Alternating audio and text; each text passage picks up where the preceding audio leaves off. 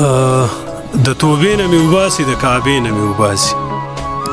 د توبې نه مې وباسي د کعبې نه مې وباسي دنیا ټوله راپسې ده د نقشې نه مې وباسي د خپل ورور د جنازې نه مې وباسي لکه لاش د مقبرې نه مې وباسي د خپل ورور د جنازې نه مې وباسي لکه لاش د مقبرې نه مې وباسي د لمبو میز له مې بیایي د چینې نه مې وباسي پښتونخوا ستا د سینې نه مې وباسي د لمبو منځ له مې بیایي د چینې نه مې وباسي پښتونخوا ستا د سینې نه مې وباسي د خپل کور د دروازې نه مې وباسي جوړ د صبر د دایرې نه مې وباسي دغه خلک رانستون کلو یا خدایه نر د دې خاورې مجنون کلو یا خدایه پاڼه پاڼه د پښتون کلو یا خدایه دړې وړې دا بیلتون کلو یا خدایه پاڼه پاڼه د پښتون کلو یا خدایه دړې وړې دا بیلتون کلو یا خدایه چې یوځای شو نو د توان ګریوان بنیسو چې یوځای شو نو د توان ګریوان بنیسو که جانانو د جانان ګریوان بنیسو د جابر حکمران ګریوان بنیسو د یزید ګریوان بنیسو د کنعان ګریوان بنیسو چې په ګټه پسې ځونو د تاوان ګریوان بنیسو داسې نه چې د یو سچ مسلمان ګریوان بنیسو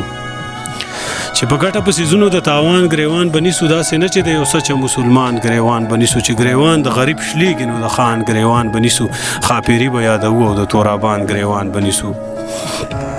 بل یو ټوټه نظم چې د سپین مخه مې مخ ستونکو د لونګه مې توبه کړه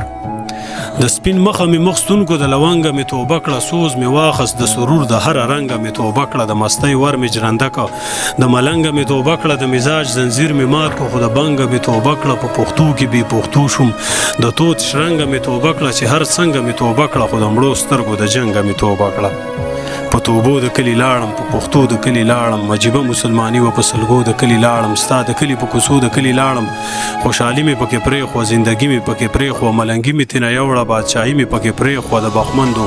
بختور عاجزي مې پکې پرېښوه د دې نر قوم د ژوند ترجماني مې پکې پرېښوه که پخه مې پکې پرېښوه او ګارزي مې پکې پرېښوه خو یاري مې پکې پرېښوه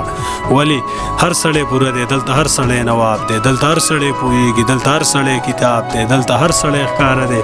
دلته هر سړی اقتاب دی خو څه وکړي د چا په محبت باندې اخته دی خو څه وکړي د چا په محبت باندې اخته دی د ځوان زړه د یوې ورځې په صد باندې اخته دی پوهېږي نه نور ښه په ضلالت باندې اخته دی